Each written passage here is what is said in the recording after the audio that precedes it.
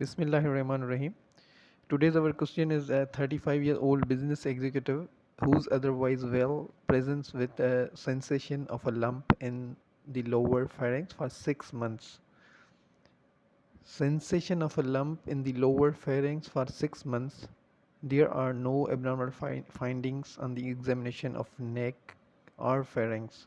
Which one of the following is the most likely cause of his symptoms? Pharyngeal pouch, chronic tonsillitis, psychogenic factors, esophageal hiatus hernia, lingual thyroid.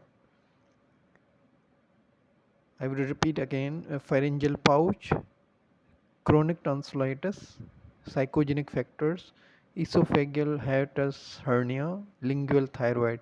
So, as we see in the history, that patient has presented with sensation of a lump in the lower pharynx for 6 months.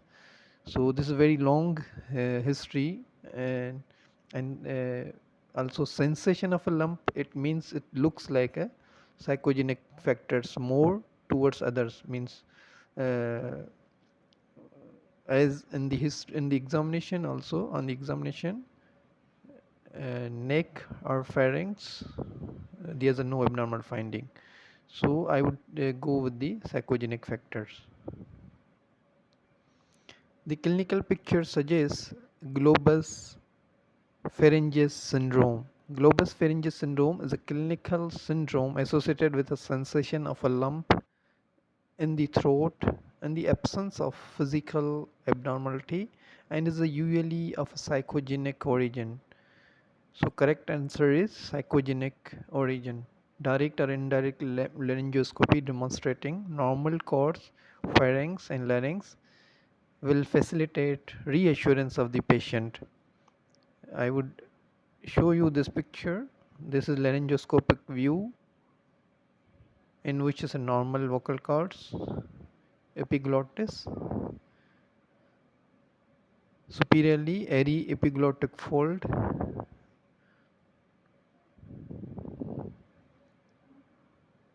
carniculate and cuneiform cartilages on left. Remaining other options are not correct, which is pharyngeal pouch, chronic tonsillitis, hiatus hernia, lingual ectopic thyroid. So this is a psychogenic origin. Our next question is: following a delivery complicated by shoulder dystocia, a newborn baby is found to have an asymmetric moro reflex. The poorly responsive arm hangs limp in adduction, rotated internally at the shoulder, extended and pronated at the elbow, and flux at the wrist. Which one of the following pairs of nerve roots is most likely to have been affected?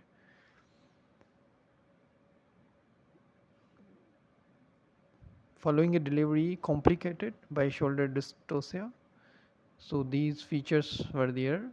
Uh, so option A is C3 and C4. Option B is C5 and C6.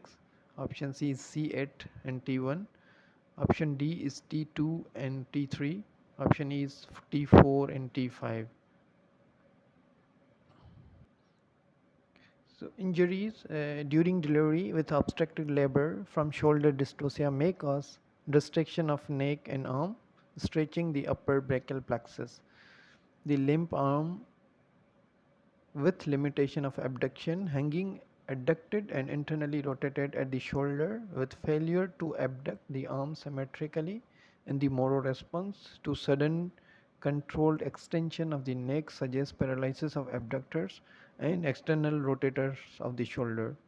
The elbow and forearm extension and pronation and wrist flexion in a poorly responsive arm fits the classical Porter step posture seen in the Erb's palsy with involvement of C5 and C6 nerve roots.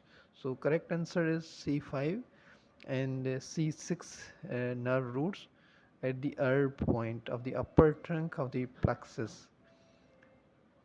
C5 and C6 nerve roots converge, then given an anterior and posterior division of the upper trunk formed by their junction and their nerves to subclavius and suprascapular nerve branches also arise from the upper trunk, making a total of 6 nerves leading from this vulnerable point. I would show this picture as they have given from C5, C6. We can see this herb point, and as C8 and T1, which is Klumpig's palsy, that we would read in next session. But here it's C5, C6 we have to remember, which is herb point. This is brachial plexus, the anatomy of brachial plexus. In the picture you can see a 65-year-old woman presents with progressively worsening deafness over the past 6 months. She finds hearing particularly difficult when in a noisy environment. She thinks the right ear is more affected than the left. Clinical hearing tests are done with results as follows. Hearing of whispered voice appears diminished on both sides.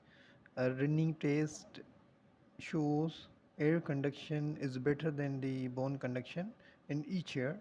On performing the Weber test, she says the sound is louder in the left ear. Which one of the following is the correct interpretation of the hearing test? Conductive deafness in both ears, worse on the right. Conductive deafness in both ears, worse on the left. Sensory neural deafness in both ears, worse on the right. Sensory neural deafness in both ears, worse on the left. Conductive deafness in the right ear, sensory deafness in the left ear. So these are the options.